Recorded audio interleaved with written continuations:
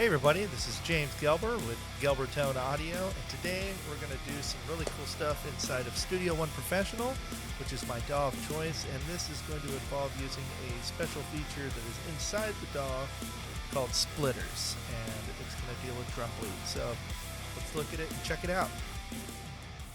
Okay, so here we are in Studio One. I've got a couple of tom tracks pulled up. They're from a session I did a while back. And they're decent. They're decently tuned. They're not the greatest sounding toms, but they work. And here's what they sound like.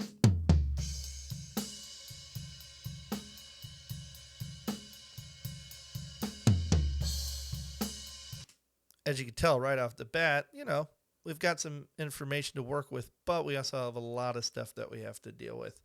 You can hear the snare, the ride. It's just a lot of bleed. A lot of bleed. So one of the things we can do is a trick like this. So a common way to combat this is using a multiband compressor. And those are cool, but let me show you something. So I'm going to pull out a C6. It's my go-to multiband compressor. And the cool thing is you can do upward expansion, meaning you can cut stuff, and then as soon as something hits, it'll activate the node or the transient.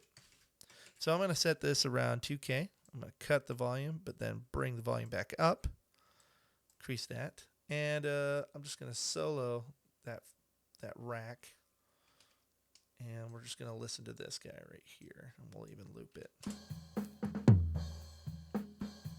And I'm going to slowly bring this up until you see that peaking.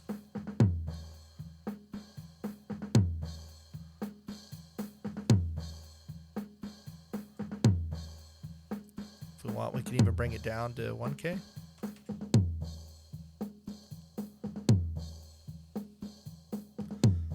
And that's pretty good. That's all right, The problem is to me, it's really sputtery from what I'm hearing.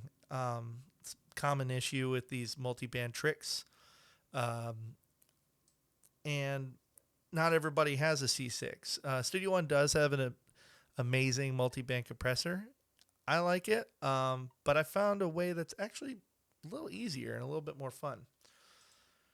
So, full disclosure, what I like to do first is I like to strip silence my drums, which is basically just stripping everything that's not a tom hit. So it's just a bunch of little events, and I've already got some preset stuff here. Each clip's going to be about a half second long. It's about as long as the decay is. It's going to have a 20 millisecond fade in, and then right before the transient, and then a half a second fade out. So here's what it looks like. Cool. As you can see right here, got everything except for this beginning. I'm going to double click it, which brings up the editor. And I'm just going to slowly bring that to bam. Let's get it right on the noggin. In fact, actually, what I'm going to do is I'm actually going to group these first. Yep. And then I'm going to zoom in to this guy and go ahead and just right before that transient. So now if we listen to this, it's just the hits. So check it out.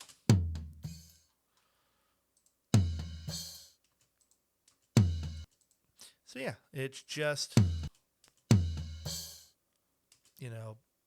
the tom itself. I mean, obviously there's still some cymbal, but here's the trick.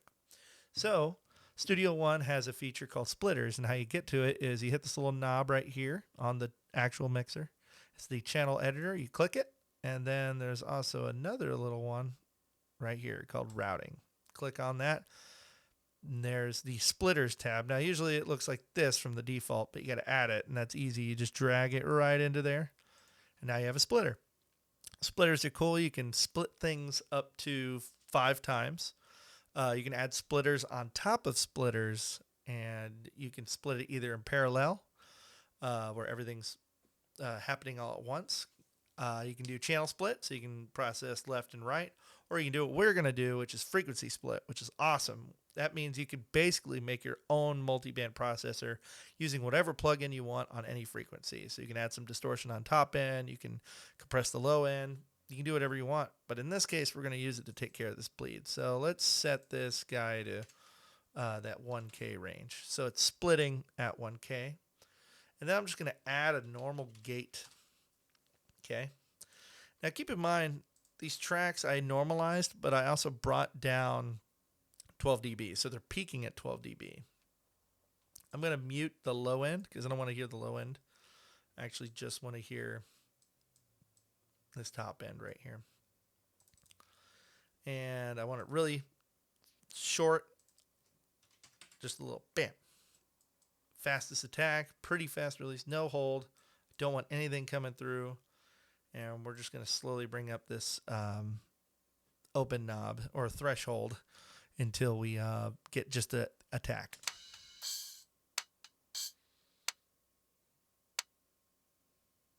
A little too hot.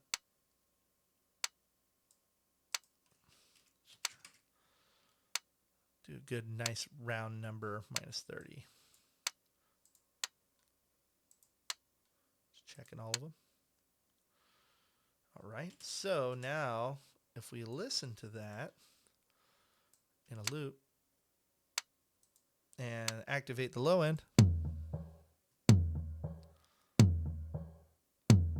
now look at that. Now we've got the attack. We don't have any cymbal wash coming in. It's just perfect.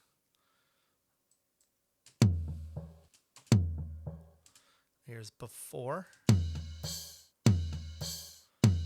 And listen to the stick hitting the drum head. That's what we want. Here's the gate.